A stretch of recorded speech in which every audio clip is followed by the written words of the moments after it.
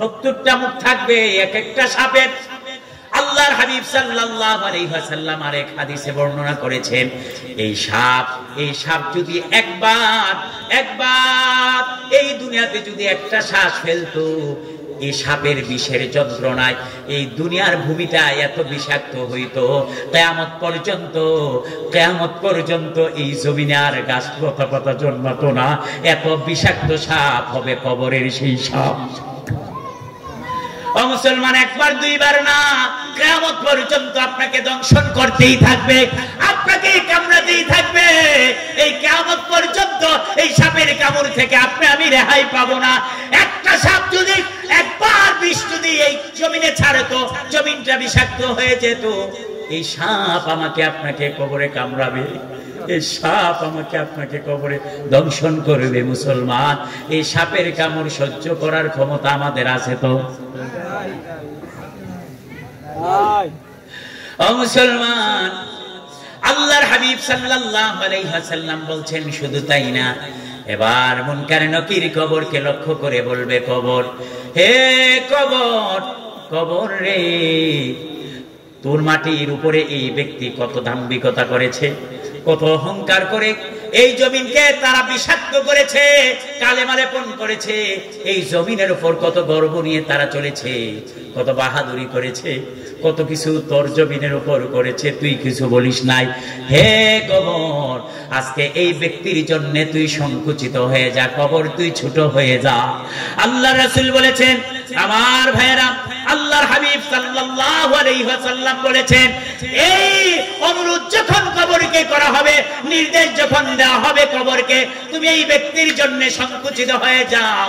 এবার কবরের মাটি আমাকে আপনাকে এমন একটা চাপ দিবে, এমন একটা চাপ এই কবর আমাকে আপনাকে দিবে, আপনার ডান পাজরের হাড় বাম পাজরে ঢুকে যাবে, বাম পাজরের হাড় ডান পাজরে ঢুকে যাবে। আল্লাহ রাসূল বলছেন, এমন একটা চিৎকার আপনি দিবেন, এমন একটা চিৎকার আমি দেব, যেই চিৎকার দুনিয়ার পূর্ব থেকে পশ্চিম, উত্তর থেকে দক্ষিণ সমস্ত মাখলুকাত শুনতে পাবে, কিন্তু জিন এবং ইনসান তারা এই চিৎকার শুনবে, মানুষ এবং জিন এই চিৎকার শুনবে না।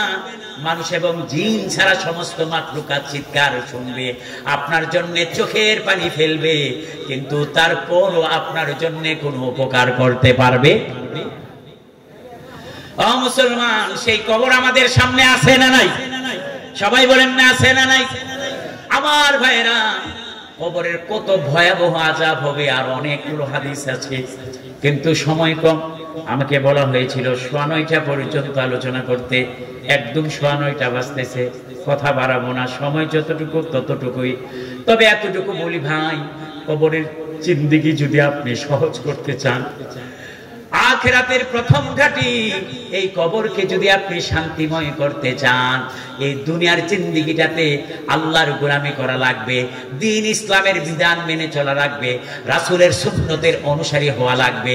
আল্লাহর রাসূলের সুন্নতের অনুসারী হওয়া ছাড়া কবরে শান্তি পাওয়ার কোনো সুযোগ নাই, কোনো সুযোগ নাই। রাসূলের আদর্শ লাগবে। আমাদের নবীজির আদর্শ খুব খারাপ ছিল নাকি? কথা বলেন না, খুব খারাপ ছিল। সুবহানাল্লাহ, সুবহানাল্লাহ, আল্লাহু আকবার। আজকে জুমাতে আমি একটা হাদিস বলেছিলাম যে আমার রাসূলের আদর্শ কেমন ছিল। সুবহানাল্লাহ, সুবহানাল্লাহ। হাদিসটা কেমন? উহুদের ময়দানে আল্লাহ রাসূল তো আক্রান্ত হয়ে গেলেন, রাসূলের 2টা দামদান শহীদ হলো, রাসূলের কপালে একেবারে তীর ঢুকে গেছে, রাসূলের এই খুলিটা ভেঙে তীর ঢুকে গেছে। আল্লাহ রাসূল অনেকক্ষণ বেহুশ হয়ে জমিনে পড়েছিলেন। আল্লাহ রাসূলের শরীর মোবারক থেকে এই উহুদের ময়দানে রক্তের দাগ, আমার নবীর রক্তের দাগ উহুদের ময়দানে আছে। 40 জন তার সাহাবা এই জমিনে শহীদ হয়েছে, আপন চাচাই জমিনে শহীদ হয়েছে। আল্লাহু আকবার। কষ্ট কম না বেশি? কথা বলেন না, কষ্ট কম না বেশি? আমার ভাইরা, সমস্ত সাহাবারা বলল, ইয়া রাসূলুল্লাহ, ইয়া হাবিবাল্লাহ, আপনি ইহুদবাসীর জন্য, এই মক্কার কাফির বেদিন মুশরিকরা যে আমাদেরকে আক্রান্ত করেছে, আপনি একটু দোয়া করেন না আল্লাহর কাছে। দোয়া মানে একটু বদদুয়া করেন না। আল্লাহ রাসূল বলেছেন, হে আমার সাহাবারা, আমি এই দুনিয়ায় কাউকে লানত করার জন্য আসি নাই। আমি এই দুনিয়াতে এসেছি দুনিয়ার পাপিষ্ঠ মানুষগুলোকে জাহান্নাম থেকে বাঁচাইয়া আল্লাহ জান্নাতে পৌঁছে দেওয়ার জন্য। সুবহানাল্লাহ। আল্লাহ রাসূল তাদের জন্য দোয়া করলেন, আল্লাহুম্মা হাদি কওমি ফাইন্নাহুম লা ইয়ালামুন। হে মালিক, তারা আমাকে চিনে নাই, আমার কওমের লোকগুলো আমাকে চিনে নাই, আমাকে বুঝতে পারে নাই। আমারে তারা রক্ত জড়িয়েছে, আমার দাম শহীদ করেছে, আমার রক্ত ইহুদের ময়দানে লেগেছে, আমার চাচা শহীদ হয়েছে, আমার চাচাকে অত্যন্ত নির্দয় নির্মম ভাবে শহীদ করা হয়েছে, 70 জন সাহাবী শহীদ হয়েছে। আল্লাহ, তারপরও আমি তোমার কাছে ফরিয়াদ জানাই, এই মানুষগুলাকে তুমি ধ্বংস করবে না, হেদায়েতের নূর দিয়া তোমার জান্নাতে পৌঁছাই দিবে। সুবহানাল্লাহ। এটা ছিল আমার রাসূলের আদর্শ। এই নিয়ে কথা বলতে গেলে অসংখ্য হাদিস।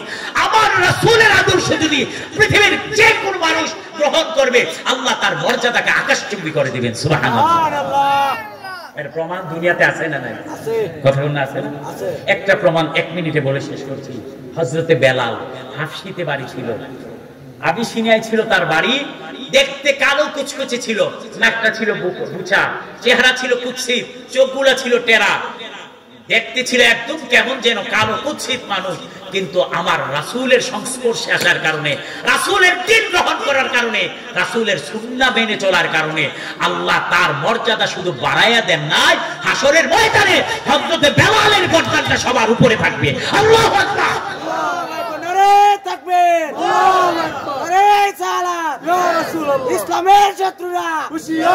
আমার ভাইরা, অথচ বেলাল ছিল একটা ক্রীতদাস, আজাদ মানুষ না, স্বাধীন মানুষ না, ক্রীতদাস ছিল বেলাল। কিন্তু আমার রাসূলের আদর্শ মানার কারণে, আমার রাসূলের সুন্নাহ মানার কারণে আল্লাহ তার মর্যাদা এত বাড়াই দিয়েছে, হাসরের ময়দানে সবার উপরে থাকবে গর্দানটা আমার বেলালের। সুবহানাল্লাহ। আমরা মনে করতেছি নবীর সুন্নত মানলে আর কি হইব, আদর্শ মানলে আর কি হইব। আরে মানুষ, আমরা কত বেকুব, কত নাদান। যে মানুষগুলা আরবের মুশরিক সমাজে বসবাস করতো, যে মানুষগুলা আপন বোনের সাথে জিনা করতো, যে মানুষগুলা আপন মায়ের সাথে জিনা করতো, যে মানুষগুলা সাওয়া হবে এই আশায় উলঙ্গ হয়ে কাবা শরীফ প্রদক্ষিণ করতো, যে মানুষগুলা কন্যা সন্তান হলে জীবন্ত মাটির নিচে পুঁতে দিত, মেরে না, সেই মানুষগুলা যখন আমার রাসূলের আদর্শ গ্রহণ করলেন, এক একটা মানুষ সোনার মানুষ হয়ে গেলেন। সুবহানাল্লাহ। এক একটা মানুষ আবু বকর হয়ে গেলেন, উমর হয়ে গেলেন, উসমান, আতালহা, জুবাইর হয়ে গেলেন, আব্দুর রহমান ইবনে আউফ হয়ে গেলেন, সালমান ফারসি হয়ে গেলেন। এক একটা মানুষের মর্যাদা আল্লাহ পৃথিবীর সমস্ত উম্মতের চাইতে সবচেয়ে উঁচু করে দিয়েছেন। সুবহানাল্লাহ। সুবহানাল্লাহ। সেই নবীর আদর্শ মানা দরকার আছে না নাই? কবরে যদি শান্তি পেতে চাই, আমার রাসূলের আদর্শ ছাড়া কবরে শান্তি পাওয়ার কোনো সুযোগ নাই। আমার ভাইরা, আমি এমনিতেই 2-3 মিনিট সময় নষ্ট করেছি, আমি আর কথা বাড়াতে চাই না। সর্বশেষ কথা একটাই বলতে চাই, আমরা কবরে শান্তি চাই না অশান্তি চাই? আমরা আরেকটু জুড়ে বলেন, কবরে শান্তি চাই না আযাব চাই? শান্তি চাই। যদি কবরে শান্তি চাই, এই দুনিয়ার জীবনটা অশান্তিতে কাটাতে হবে। বুঝেন নাই? আর দুনিয়া উসিজনুল মুমিনিন ওয়া জান্নাতুল লিল কাফিরিন। দুনিয়ার জীবনটা কাফেরদের জন্য বেহেশত, কিন্তু মুমিনদের জন্য এটা জেলখানা। মুমিনদের জন্য এটা কষ্টের জায়গা, মুমিনদের জন্য এটা অত্যাচারের জায়গা, নির্যাতনের জায়গা, মুমিনদের জন্য ভোগ বিলাস, সুখ শান্তি বিসর্জনের জায়গা। যে যত বেশি বিসর্জন দিতে পারবে, কবর, হাসর, ফুলসেরাত, জান্নাত তার জন্য তত বেশি নিয়ামত প্রাপ্ত হয়ে যাবে। সুবহান।